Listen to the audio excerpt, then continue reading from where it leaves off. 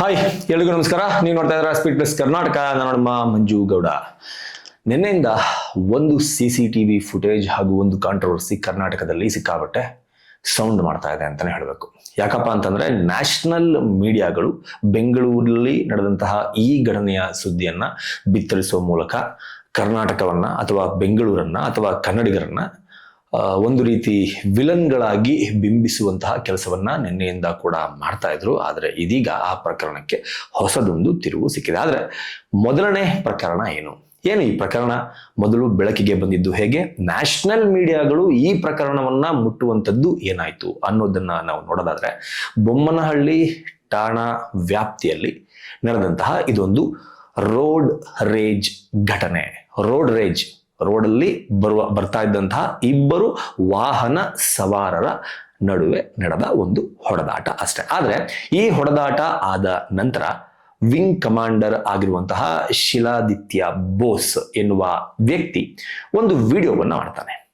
ನನಗೆ ಬೆಂಗಳೂರಿನಲ್ಲಿ ಹಲ್ಲೆಯನ್ನ ಮಾಡಲಾಯಿತು, ಇಲ್ಲಿ ನಾನೊಬ್ಬ ವಿಂಗ್ ಕಮಾಂಡರ್ ಅಂತ ಗೊತ್ತಿದ್ರು ಕೂಡ ನನ್ನ ಮೇಲೆ ಹಲ್ಲೆಯನ್ನ ಮಾಡ್ತಾ ಇದ್ರು ಕೂಡ ಕನ್ನಡದ ಜನ ಸುಮ್ಮನೆ ನೋಡ್ತಾ ನಿಂತಿದ್ರು.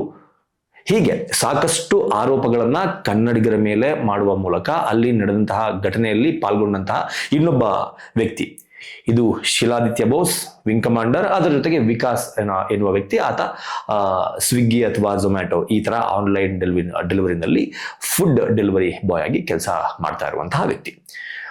ಇವರಿಬ್ಬರ ನಡುವೆ ಜಗಳ ಆದಾಗ ನಾನು ಹೇಳ್ದಂಗೆ ಶಿಲಾದಿತ್ಯ ಬೋಸ್ ನನಗೆ ಹಿಂಗಾಯ್ತು ಹಂಗಾಯ್ತು ಅಂತ ದೊಡ್ಡದಾಗಿ ಒಂದು ವಿಡಿಯೋವನ್ನ ಮಾಡಿಬಿಟ್ರು. ಅದನ್ನ ನೋಡಿದ ತಕ್ಷಣ ನಮ್ಮನ್ನೂ ಸೇರಿದಂತೆ ಎಲ್ಲರೂ ಕೂಡ ಹೌದಾ, ಬೆಂಗಳೂರಿನಲ್ಲಿ ಅದು ಕನ್ನಡದವರು, ಆತ ಒಬ್ಬ ಆರ್ಮಿನಲ್ಲಿ ಅಂದ್ರೆ ಏರ್ ಫೋರ್ಸ್ ನಲ್ಲಿ ಕೆಲಸ ಮಾಡ್ತಾ ಇರುವ ವ್ಯಕ್ತಿ ಅಂತ ಗೊತ್ತಿದ್ರು ಕೂಡ ಸುಮ್ಮನೆ ಆತನನ್ನ ಹಿಡಿದು ರೋಡಲ್ಲಿ ತಳಿಸಿದಾರ, ಮೂಗು ಬಾಲೆಲ್ಲ ರಕ್ತ ಬರಂಗ್ ಹೊಡ್ದಿಯಾರ. ಎಲ್ಲಿಗೆ ಬಂತು ಗುರು ಜನರ ಮನಸ್ಥಿತಿ ಅಂತ ನಮ್ಗನ್ಸಿತ್ತು. ಆದ್ರೆ ಆ ವಿಡಿಯೋದಲ್ಲಿ ಆತ ಹೇಳಿದ್ದೆಲ್ಲ ಕಟ್ಟುಕತೆ, ಶುದ್ಧ ಸುಳ್ಳು ಅನ್ನೋದು ಈಗ ಗೊತ್ತಾಗಿದೆ. ಫಸ್ಟ್ ಆ ವಿಡಿಯೋದಲ್ಲಿ Shiladitya Bose wing commander, air force ನಲ್ಲಿ ಕೆಲಸ ಮಾಡ್ತಾ ಇರುವಂತಹ ವಿಂಗ್ ಕಮಾಂಡರ್ ಹೇಳಿದ್ದೇನು, ಈ ವಿಡಿಯೋ ನೋಡಿ. Hello everyone, I am Wing Commander Shiladitya Bose and this is my wife Squadron Leader Madhumita. We stay in DRDO, CV Raman Nagar, phase 1. Today morning my wife was driving me to the airport and suddenly one bike came from behind, stopped in between, stopped our way. I will show you the video of my dashcam also. He came out, started abusing me in Kannada and then seeing that my car has a DRDO sticker, he says that you DRDO people and says many things in Kannada, and finally she abused my wife and then I couldn't bear it. When I was coming outside, immediately he took his key in his hand and hit me on my head, taking my blood out. I stood there shouting that this is how you people defend whom we defend. Treat a person from the army, from Air Force or from Navy, from the defense forces. More people came surprisingly and started abusing us that we are doing wrong things. That person, he took his stone out, started trying to hit my car. I trying to stop, he hit me on my head again. Here you can see the blood and see my condition. My wife was there thankfully to take me out, come in the car. We went to the police station. Presently no response, we will see it further. We are going to the hospital as per them. But this is what Karnataka has become. I believed in Kannada, but seeing the truth, the reality of main heartland Karnataka, I couldn't believe it. God help us. God gave me the power not to retaliate. Tomorrow if law and order doesn't help me, I will retaliate. And then these people will have it. Please help me. ಇದಿಷ್ಟು ಆತ ಬಿಟ್ಟಂತಹ ಬೊಗಳೆ. ಸ್ಥಳದಲ್ಲಿ overtake ಮಾಡ್ಕೊಂಡು ಬಂದ, ಬೈಕ್ನ ಅಡ್ಡ ಹಾಕ್ತಾ ನಮ್ಮಿಬ್ಬರ ಹತ್ರ ವಾಗ್ವಾದ ಮಾಡ್ದ. ಅವನೇ ನನ್ನನ್ನ ಅವನ ಬೈಕ್ನ ಕೀಯಿಂದ ಮನಸೋ ಇಚ್ಛೆ ಥಳಿಸ್ದ. ಇದನ್ನೆಲ್ಲ ನೋಡ್ಕೊಂಡು ಕನ್ನಡ ಪೀಪಲ್, ಹಿ ಮೆನ್ಷನ್, ಕನ್ನಡ ಪೀಪಲ್ ನೋಡ್ಕೊಂಡು ನಿಂತ್ಕೊಂಡಿದ್ರು ಎನ್ನುವ ಮಾತನ್ನ ಆಡ್ದ. ಇದಾದ ಕೆಲವು ಹೊತ್ತಿನ ಬಳಿಕ ಏನು ಜಗಳ ನಡೆದಿತ್ತಲ್ಲ, ಆ ಜಗಳ ನಡೆದಂತಹ ಜಾಗದಲ್ಲಿ ಇದ್ದಂತಹ CCTV ಫುಟೇಜ್ ಹೊರಗಡೆ ಬರುತ್ತೆ. ಆ CCTV ಫುಟೇಜ್ನ ಒಂದ್ಸರಿ ನೋಡ್ಕೊಂಡ್ಬಿಡಿ.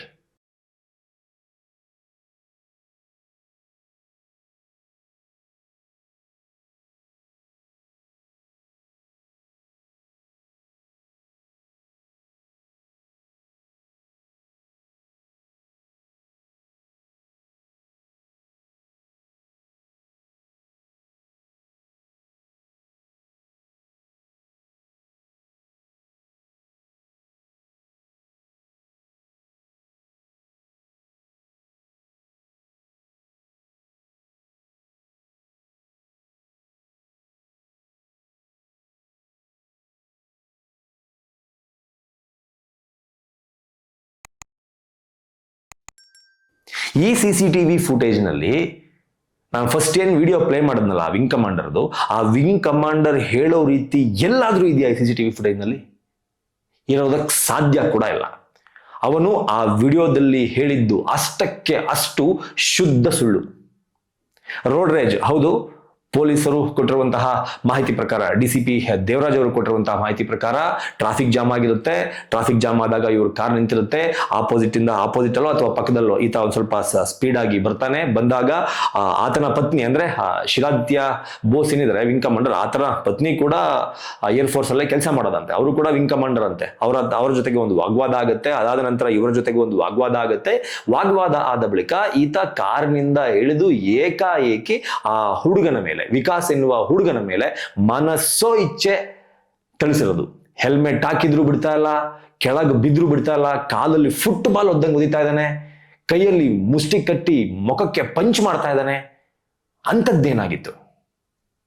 ಇಷ್ಟೆಲ್ಲ ಮಾಡಬೇಕಾದ್ರೆ ಆಪೋಸಿಟ್ ಇರೋನ್ ಯಾವನೇ ಆಗಿರ್ಲಿ, ಯಾರೇ ಆಗಿರ್ಲಿ, ಅದು ಮಿಲಿಟರಿ ಅವರು ಆಗಿರ್ಲಿ, ಮತ್ತೊಂದಾಗಿರ್ಲಿ, ಸುಮ್ಮನೆ ಯಾರೋ ಬಂದು ಇಳಿದು ರೋಡ್ ರೇಂಜ್ಗೋಸ್ಕರ ಅಥವಾ ವೆಹಿಕಲ್ ಗಲಾಟೆಗೋಸ್ಕರ ಹಿಂಗೆ ಕೈಗೆ ಸಿಕ್ಕಂಗೆ ಕಾಲಿಗೆ ಸಿಕ್ಕಂಗೆ ಹೊಡಿತಾ ಇದ್ದಾರೆ ಅಂದ್ರೆ ಯಾರು ಸುಮ್ಮನಿರ್ತಾರೆ? ಆತ ಕೂಡ ಆ ಕಡೆಯಿಂದ ಹೊಡೆದಿದ್ದಾನೆ. ಆತನ ಕೈಯಲ್ಲಿ ಹೊಡಿಬೇಕಾದ್ರೆ ಕೀ ಇತ್ತು, ಆತನ ಬೈಕಿ ಈ ವಿಂಗ್ ಕಮಾಂಡರ್ ಮುಖಕ್ಕೆ ತಾಕಿದ್ದ ಕಾರಣಕ್ಕೆ ಮೂಗು ಬಾಯಲ್ಲೆಲ್ಲ ರಕ್ತ ಕಿತ್ಕೊಂಡಿದೆ. ಇದನ್ನ DCP ದೇವರಾಜ್ ಅವರು ಇದು ಕ್ಲಿಯರ್ಲಿ, ಇದು ಸುಮ್ಮನೆ ಏನೋ ಬಂದು ಅಡ್ಡ ಹಾಕಿ ಹೊಡಿಬೇಕು, ರಾಬ್ರಿ ಮತ್ತೊಂದು ಮಗದೊಂದು, ಮಿಲಿಟರಿ ಅವರು DRDO ಅನ್ನೋ ಬೋರ್ಡ್ ಇತ್ತು ಅದಕ್ಕೋಸ್ಕರ ಹೊಡೆದ್ರು ಅಂತ, ಇದೆಲ್ಲ ಸುಳ್ಳು. ಇದೊಂದು ಪ್ಯೂರ್ ರೋಡ್ ರೇಜ್ ಕೇಸ್. ಇಬ್ರು ಕೂಡ ರೋಡ್ನಲ್ಲಿ ಟ್ರಾಫಿಕ್ ವಿಚಾರಕ್ಕೆ, ಓವರ್ಟೇಕಿಂಗ್ ವಿಚಾರಕ್ಕೆ, ಸ್ಪೀಡ್ ವಿಚಾರಕ್ಕೆ ಜಗಳ ಮಾಡ್ಕೊಂಡಿದ್ದಾರೆ. ಜಗಳ ಆಗಿರುವ ಕಾರಣಕ್ಕೆ ಈ ಹೊಡೆದಾಟ ಆಗಿದೆ. ಇದನ್ನ ಬೇರೆ ರೀತಿಯ ಬಣ್ಣ ಕಟ್ಟುವಂತಹ ಕೆಲಸವನ್ನ ಆ ವಿಂಗ್ ಕಮಾಂಡರ್ ಮಾಡಿದಾನೆ ಅನ್ನೋದನ್ನ ಕ್ಲಿಯರ್ ಕಟ್ ಆಗಿ ಪೊಲೀಸ್ನವರು ಹೇಳ್ತಾ ಇದ್ದಾರೆ. ಪೊಲೀಸ್ನವರು ಇದರಲ್ಲಿ ಅರ್ಥ ಮಾಡ್ಕೋಬೇಕಾಗಿರೋದು ಒಂದೇ, ಈ ದೇಶದ ಜನಕ್ಕೆ ಯಾವತ್ತಾದ್ರೂ ಇಬ್ರ ಮೇಲೆ ನಂಬಿಕೆ ಹೋಯ್ತು ಅಂತಂದ್ರೆ, ಇಲ್ಲೂ ಕೂಡ ಪಾಕಿಸ್ತಾನದಲ್ಲಾದಂಗೆ, ಬಾಂಗ್ಲಾದೇಶದಲ್ಲಾದಂಗೆ, ಅಫ್ಘಾನಿಸ್ತಾನದಲ್ಲಾದಂಗೆ ಗಲಭೆಗಳು ಆಗೋದು, ಜನ ರೋಡಿಗಿಳಿಯೋದು ಮಿಸ್ಸೇ ಇಲ್ಲ. ಯಾರು ಗೊತ್ತಾ ಇಬ್ರು? ಒಂದು ನ್ಯಾಯಾಧೀಶರು, ಕೋರ್ಟ್ನಲ್ಲಿ ಇರುವಂತಹ ನ್ಯಾಯಾಧೀಶರು, ಇನ್ನೊಂದು ನಮ್ಮ ಆರ್ಮಿ ಪರ್ಸನ್ಸ್. ಈ ಇಬ್ಬರ ಮೇಲೆ ದೇಶದ ಜನಕ್ಕೆ ನಂಬಿಕೆ ಹೋಯ್ತು ಅಂತಂದ್ರೆ ಮುಗಿದ ಕತೆ. ಒಬ್ಬ ಆರ್ಮಿ ಆಫೀಸರ್ ವಿಂಗ್ ಕಮಾಂಡರ್ ಅಂತ ತನ್ನನ್ನು ತಾನು ಇಂಟ್ರೊಡ್ಯೂಸ್ ಮಾಡ್ಕೊಂಡು ಒಂದು ವಿಡಿಯೋದಲ್ಲಿ ಬ್ಲಡ್ ಶೇಡ್ ಇರೋ ಫೇಸ್ ನ ಇಟ್ಕೊಂಡು ಮಾತಾಡ್ತಾ ಇದ್ದಾನೆ ಅಂತಂದಾಗ ಯಾರು ಕೂಡ ಹಿಂದೆ ಮುಂದೆ ಯೋಚನೆ ಕೂಡ ಮಾಡಲ್ಲ. ಆತ ಒಬ್ಬ ಸೈನಿಕ, ಆತ ಸುಳ್ಳು ಹೇಳಲ್ಲ, ಆತ ನಿಜವನ್ನೇ ಹೇಳ್ತಾನೆ. ಆತನಿಗೆ ಸಪೋರ್ಟ್ ಮಾಡಬೇಕು. ಅವನು ಕನ್ನಡದವನಾಗಿ ಆದ್ರೂ ಆಗಿರ್ಲಿ, ಇಡೀ ದೇಶದಲ್ಲಿ ಯಾವುದೇ ಮೂಲೆಯಿಂದ ಬಂದಿರೋನಾಗಿರ್ಲಿ, ಆತ ಆರ್ಮಿ ಪರ್ಸನ್ ಅಂತಂದ್ರೆ ಆತನ ಮೇಲೆ ಒಂದು ವಿಶೇಷವಾದಂತಹ ಗೌರವ ಇರುತ್ತೆ. ಆತ ಸುಳ್ಳು ಹೇಳಲ್ಲ, ಆತ ತಪ್ಪು ಮಾಡಲ್ಲ, ಏನೋ ನಂಬಿಕೆ ಇರುತ್ತೆ. ಆ ನಂಬಿಕೆ ಮೇಲೆ ಎಲ್ಲಾ ಮೀಡಿಯಾಗಳು, ಎಲ್ಲಾ ಜನ ಕೂಡ ಅವನಿಗೆ ನಿನ್ನೆ ಸಿಂಪತಿಯನ್ನ ತೋರಿಸೋದಕ್ಕೆ ಸ್ಟಾರ್ಟ್ ಮಾಡಿದ್ರು. ಆದ್ರೆ ಅಸಲಿ ವಿಡಿಯೋ ಹೊರಗಡೆ ಬಂದಾದ್ಮೇಲೆ ಜನರಿಗೆ ಆತನ ಮೇಲಿದ್ದ ನಂಬಿಕೆನೇ ಹೊರಟೋಯ್ತು. ವಿಂಗ್ ಕಮಾಂಡರ್ ಅಂದ್ರೆ ನಮ್ಗೆ ಇವತ್ತಿಗೆ ನೆನಪಾಗೋದು ಏರ್ ಸ್ಟ್ರೈಕ್ ಮಾಡಿದ್ರಲ್ಲ ಪಾಕಿಸ್ತಾನದ ಮೇಲೆ, ಆಗ ಪಾಕಿಸ್ತಾನದ ಆರ್ಮಿ ಕೈಗೆ ಸಿಕ್ಕು ಕೇವಲ 1-2 ದಿನಗಳ ಅಂತರದಲ್ಲಿ ವಾಪಸ್ಸು ಭಾರತಕ್ಕೆ ರಾಜನಂತೆ ಬಂದ್ರಲ್ಲ ಸಿಂಹ ನಡಿಗೆಯಲ್ಲಿ, ವಿಂಗ್ ಕಮಾಂಡರ್ ಅಭಿನಂದನ್ ವರ್ಧಮಾನ್, ಅವ್ರ ಹೆಸರು ನೆನಪಾಗುತ್ತೆ ನಮ್ಗೆ. ಸೊ ಈಗ ಈ ಶಿಲಾದಿತ್ಯ ಬೋಸ್ ಎನ್ನುವ ವಿಂಗ್ ಕಮಾಂಡರ್ ಹೆಸರು ಕೂಡ ವಿಂಗ್ ಕಮಾಂಡರ್ ಅನ್ನೋ ನೇಮ್ ಮುಂದೆ ಸೇರ್ಕೊಬಿಡ್ತು. ನಿಜವಾಗ್ಲೂ ಬೇಜಾರಾಗುತ್ತೆ. ಆರ್ಮಿಯವರು ಸುಳ್ಳು ಹೇಳಬಾರದು. ಆರ್ಮಿಯವರು ಫಸ್ಟ್ ಆಫ್ ಆಲ್ ಈತ ಮಾಡಿದ ಇನ್ನೊಂದು ತಪ್ಪೇನಪ್ಪ ಅಂತಂದ್ರೆ, ಈ ಇನ್ಸಿಡೆಂಟ್ ಅನ್ನ ಭಾಷೆಗೆ ತಂದು ಕಟ್ಟಿದ್ದು. ಕನ್ನಡಿಗ ಪೀಪಲ್ ಸುಮ್ಮನೆ ನೋಡ್ಕೊಂಡು ನಿಂತ್ಕೊಂಡಿದ್ರು ಅಂತ ಆತನಿಗೆ ನಿಜವಾಗ್ಲೂ ಅರಿವಿಲ್ಲ ಅನ್ಸುತ್ತೆ, ಅಥವಾ ಆತನಿಗೆ ಕರೆಕ್ಟ್ ಆಗಿ ಟ್ರೈನಿಂಗ್ ಆಗಿಲ್ಲ ಅಂತ ಅನ್ಸುತ್ತೆ. ಒಬ್ಬ ಆರ್ಮಿ ಪರ್ಸನ್ ಇಡೀ ದೇಶದಲ್ಲಿರುವ ಯಾವುದೇ ವ್ಯಕ್ತಿಯನ್ನಾಗ್ಲಿ, ಯಾವುದೇ ರಾಜ್ಯದ ಜನರನ್ನಾಗ್ಲಿ, ಯಾವುದೇ ಧರ್ಮದ ಜನರನ್ನಾಗ್ಲಿ ಎಲ್ಲರನ್ನೂ ಕೂಡ ಈಕ್ವಲ್ ಆಗಿ ನೋಡಬೇಕು. ಅವ್ನು ಕನ್ನಡದವನು, ಇವನ್ ತಮಿಳವನು, ಅವ್ನು ಹಿಂದಿಯವನು, ಇವನ್ ತೆಲುಗು ಅವನು, ಅವ್ನು ಹಿಂದೂ, ಇವನ್ ಮುಸ್ಲಿಂ, ಇವನ್ ಕ್ರಿಶ್ಚಿಯನ್. ಆರ್ಮಿ ಆಫೀಸರ್ಸ್ಗೆ ಅಥವಾ ಆರ್ಮಿಯಲ್ಲಿ ಕೆಲಸ ಮಾಡುವಂತಹ ಯಾರಿಗೆ ಆದ್ರೂ, ದೇಶ ಕಾಯುವ ಸೈನಿಕನಿಗೆ ಈ ರೀತಿಯ ಭೇದ ಭಾವಗಳು ಇರಬಾರ್ದು. ಆದ್ರೂ ಕೂಡ ಆತ ಕನ್ನಡಿಗ ಪೀಪಲ್ ಅಂತ ಮೆನ್ಷನ್ ಮಾಡಿ ಹೇಳ್ತಾನೆ. ಅದ್ರ ವಿರುದ್ಧ ಮೊದಲು ಕ್ರಮ ಆಗ್ಬೇಕು. ಈಗ ಆ ಹುಡುಗನನ್ನ ಕರ್ಕೊಂಡ್ಬಂದು ಆ ಹುಡುಗನ ವಿಚಾರಣೆಯನ್ನು ಸಹ ಮಾಡಲಾಗಿದೆ. ಆ ಹುಡುಗ ನೀಟಾಗಿ ಹೇಳಿದಾನೆ ಏನೇನಾಯ್ತು ಅಂತ. ಇವ್ರ ಕಡೆನೂ ಕಂಪ್ಲೇಂಟ್ ಆಗಿದೆ, ಇವ್ರ ಕಡೆನೂ ಕಂಪ್ಲೇಂಟ್ ಆಗಿದೆ. ಎರಡು ಕಡೆಯಿಂದ ಕೌಂಟರ್ ಕಂಪ್ಲೇಂಟ್ಸ್ ಆಗಿರೋದ್ರಿಂದ ಈ ಕೇಸ್ ಮುಂದಿನ ದಿನಗಳಲ್ಲಿ ಯಾವ ಹಂತಕ್ಕೆ ಹೋಗುತ್ತೆ ಅನ್ನೋದನ್ನ ನಾವು ಕಾದು ನೋಡಬೇಕು. ನ್ಯಾಷನಲ್ ಮೀಡಿಯಾದವರು ಕೂಡ ಮಾಡಿದಂತಹ ಮೊದಲ ತಪ್ಪು, ಒಬ್ಬ ಆರ್ಮಿ ಅಫಿಷಿಯಲ್ ಹೇಳ್ತಾ ಇದ್ದಾನೆ ಎನ್ನುವ ಕಾರಣಕ್ಕೆ ಕ್ರಾಸ್ ಚೆಕ್ ಮಾಡ್ಕೊಳ್ಳೋದಲ್ಲೇ ಆತ ಹಾಕಿದ್ದನ್ನೆಲ್ಲವನ್ನು ಹಾಕಿ ಕರ್ನಾಟಕದ ಅಥವಾ ಕನ್ನಡಿಗರ ಅಥವಾ ಬೆಂಗಳೂರಿನ ಮರ್ಯಾದೆಯನ್ನು ತೆಗೆಯುವಂತಹ ಕೆಲಸವನ್ನ ನಿನ್ನೆ ಇಡೀ ದಿನ ದೇಶದಾದ್ಯಂತ ಮಾಡಿದ್ದಾರೆ. ಮೋಸ್ಟ್ಲಿ ಅವ್ರಿಗೂ ಕೂಡ ಇವತ್ತು ಅರ್ಥ ಆಗಿರುತ್ತೆ ಅಂತ ಅನ್ಕೊಂತೀನಿ. ಇದ್ರ ಜೊತೆಗೆ ನಾನು ಆಗ್ಲೇ ಹೇಳ್ದಂಗೆ ಆ ಹುಡುಗ ಕೂಡ ಫುಡ್ ಡೆಲಿವರಿ ಬಾಯ್ ಹುಡುಗ ಅಂತೆ. ಎಲ್ಲರೂ ಕೂಡ ನೋಡ್ತಾ ಇರ್ತೀರ, ಝೊಮ್ಯಾಟೊ ಇಂದ ಹಿಡಿದು, ಸ್ವಿಗ್ಗಿಯಿಂದ ಹಿಡಿದು, ಜೆಪ್ಟೋ, ಬ್ಲಿಂಕಿಟ್, ಯಾವುದೇ ಆ್ಯಪ್ ಇರ್ಬೋದು. 6 minute delivery, 10 minutes delivery, 15 minutes delivery. ಇವತ್ತಿನ ಬೆಂಗಳೂರಿನ ಟ್ರಾಫಿಕ್ ನಲ್ಲಿ ಅದು ಸಾಧ್ಯ ಇಲ್ಲ. ಕಂಪನಿಯವನು ಎಲ್ಲೋ ಕೂತ್ಕೊಂಡು ಟಾರ್ಗೆಟ್ ಕೊಡ್ತಾನೆ. ಆ ಟಾರ್ಗೆಟ್ನ ಅಚೀವ್ ಮಾಡೋದಕ್ಕೆ ಇಂತಹ ಬಡಪಾಯಿ ಯುವಕರು ತಮ್ಮ ಬೈಕ್ಗಳನ್ನ ಸಿಟಿ ಒಳಗಡೆ ಓವರ್ ಸ್ಪೀಡ್ ಓಡಿಸ್ಕೊಂಡು ಹೋಗೋಕ್ಕೆ ಪ್ರಾಕ್ಟೀಸ್ ಮಾಡ್ಕೊಂಡ್ಬಿಟ್ಟಿದ್ದಾರೆ. ದಯವಿಟ್ಟು ಈ ತರಹದ ರೂಲ್ಸ್ಗಳನ್ನ ಮೊದಲು ಸರ್ಕಾರ ತೆಗಿಬೇಕು. ಪೊಲೀಸ್ನವರು ಇದಕ್ಕೆ ಕಡಿವಾಣ ಹಾಕಬೇಕು. ಹೆಂಗ್ ಸಾಧ್ಯ ಆಗುತ್ತೆ? ಒಂದು ರೆಸ್ಟೋರೆಂಟ್ನಿಂದ ನಾವು ಇಲ್ಲಿ ಮನೆಯಿಂದ ನಡ್ಕೊಂಡೋಗಿ ಮೇನ್ ಗೇಟ್ ಹತ್ರ ಹೋಗ್ಬಿಟ್ಟು ವಾಪಸ್ ಬರ್ತೀವಿ ಅಂದ್ರೆ 5 ರಿಂದ 10 ನಿಮಿಷ ಬೇಕು ಅಪಾರ್ಟ್ಮೆಂಟ್ಗಳಲ್ಲಿ. ಅಂಥದ್ರಲ್ಲಿ ಎಲ್ಲೋ ಆರ್ಡರ್ ಮಾಡಿರೋ ಫುಡ್ಡು, ಗ್ರಾಸರೀಸ್ನ 5 ನಿಮಿಷ, 10 ನಿಮಿಷ, 15 ನಿಮಿಷದಲ್ಲಿ ಮನೆಗೆ ತಂದು ಕೊಡ್ತೀವಿ ಅಂತಂದ್ರೆ ಆ ಥರ ರೋಡ್ನಲ್ಲಿ ಯಾವ ರೇಂಜಿಗೆ ಸ್ಪೀಡಾಗಿ ಬರಬೇಕಾಗತ್ತೆ. ದಯವಿಟ್ಟು ಈ ಥರ ರೂಲ್ಸ್ಗಳನ್ನ ಮೋಸ್ಟ್ಲಿ ಕಮ್ಮಿ ಮಾಡಿದ್ರೆ ಈ ತರಹದ ರೋಡ್ ರೇಂಜ್ಗಳಿಗೆ ಕಾರಣವಾಗಬಹುದಾದಂತಹ ಒಂದಷ್ಟು ಘಟನೆಗಳನ್ನ ಬೆಂಗಳೂರಿನಂತಹ ದೊಡ್ಡ ನಗರಗಳಲ್ಲಿ ಅವಾಯ್ಡ್ ಮಾಡಬಹುದು ನನ್ನ ಪ್ರಕಾರ.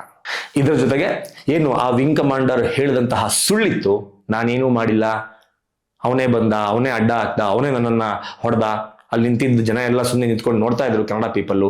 ಈ ಹೇಳಿಕೆಯ ಸಲುವಾಗೂ ಸಹ ಆತನ ಮೇಲೆ ಎನ್ಕ್ವೈರಿ ಆಗಬೇಕು. ಎನ್ಕ್ವೈರಿ ಆಗೇ ಆಗುತ್ತೆ. ಯಾಕೆ ಅಂತಂದ್ರೆ ಆರ್ಮಿ ಮ್ಯಾನೇಜ್ಮೆಂಟ್ ಏನಿದೆ ಅಥವಾ ಆರ್ಮಿ ಆಫೀಸರ್ಸ್ ಹೈಯರ್ ಅಥಾರಿಟಿ ಏನಿದೆ ಅದು ವೆಲ್ ಡಿಸಿಪ್ಲಿನ್ಡ್ ಇಂದ ಕೂಡಿರುತ್ತೆ. ಯಾಕೆ ಅಂತಂದ್ರೆ ಆರ್ಮಿಯಲ್ಲಿ ಕೆಲಸ ಮಾಡುವ ಯಾವುದೇ ವ್ಯಕ್ತಿ ಆಗಿರ್ಬೋದು, ಯಾವುದೇ ಧರ್ಮದ ಬಗ್ಗೆ ಮಾತನಾಡೋ ಹಾಗಿಲ್ಲ, ಯಾವುದೇ ಭಾಷೆಯ ಬಗ್ಗೆ ಮಾತನಾಡೋಂಗಿಲ್ಲ, ಯಾವುದೇ ಸಂಪ್ರದಾಯದ ಬಗ್ಗೆ ಮಾತನಾಡೋಂಗಿಲ್ಲ. ಇಡೀ ದೇಶ ಒಂದು ಅನ್ನೋ ಥರದಲ್ಲಿ ನೋಡಬೇಕು. ಹಂಗಿದ್ರೂ ಕೂಡ ಈತ ಕನ್ನಡ ಪೀಪಲ್ ಅಂತ ಮೆನ್ಷನ್ ಮಾಡಿ ಯಾಕೆ ಇಷ್ಟೊಂದು ದೊಡ್ಡ ಮಟ್ಟದ ಸುಳ್ಳನ್ನ ಹೇಳ್ದ ಅನ್ನೋದನ್ನ ಆರ್ಮಿ ಕಡೆಯಿಂದ ಒಂದು ಕ್ಲಾರಿಫಿಕೇಶನ್ ಅನ್ನ ಕೊಡಿಸ್ಬೇಕು. ಇಲ್ಲ ಅಂತಂದ್ರೆ ಜನ ಆರ್ಮಿ ಮೇಲಿರೋ ನಂಬಿಕೆನೇ ಕಳ್ಕೊಂಡ್ಬಿಡ್ತಾರೆ. ಇದ್ರ ಜೊತೆಗೆ ಆತ ನಿಜವಾಗ್ಲೂ ತಪ್ಪನ್ನ ಮಾಡಿದ್ರೆ ಏನಾಗ್ಬೋದು ಎಲ್ರಿಗೂ ಕೂಡ ಗೊತ್ತಿರೋಂಥದ್ದು. ಗೊತ್ತಿಲ್ಲ ಅಂದ್ರೆ ಹೇಳ್ತೀನಿ ಕೇಳಿ. ಆತನನ್ನ ತುಂಬಾ ಹೀನಾಯವಾಗಿ ನಡೆಸ್ಕೊಂಡು ಕೋರ್ಟ್ ಮಾರ್ಷಲ್ ಮಾಡಿ ಇಡೀ ಅಂದ್ರೆ ಆ ಬೆಟಾಲಿಯನ್ನು ಅಥವಾ ಅಲ್ಲಿ ಏನ್ ಕೆಲಸ ಮಾಡ್ತಿರ್ತಾರೆ ಅವರ ಮುಂದೆ ಈತನ ಮಾನ ಮರ್ಯಾದೆಯನ್ನ 3 ಕಾಸಿಗೆ ಹರಾಜು ಮಾಡಿ ವಾಪಸ್ ಕಳಿಸ್ಕೊಡ್ತಾರೆ, ಕೆಲಸದಿಂದ ವಜಾ ಮಾಡಿ. ಇಷ್ಟೊಂದು ನಾನ್ಸೆನ್ಸ್ ಕ್ರಿಯೇಟ್ ಮಾಡಿದ್ದು ಪ್ರೂವ್ ಏನಾದ್ರು ಆದ್ರೆ. ಏನನ್ಸುತ್ತೆ ನಿಮ್ಗೆ ಈ ಸ್ಟೋರಿನ ನೋಡಿದಾಗ ಕಮೆಂಟ್ ಬಾಕ್ಸ್ ಮೂಲಕ ತಿಳಿಸಿ ಅಂತ ಕೇಳ್ಕೊತಾ ಈ ವಿಡಿಯೋನ ಮುಗಿಸ್ತಾ ಇದ್ದೀನಿ. ನಮಸ್ಕಾರ. ಬೀಟ್ಲೆಸ್ ಕರ್ನಾಟಕ.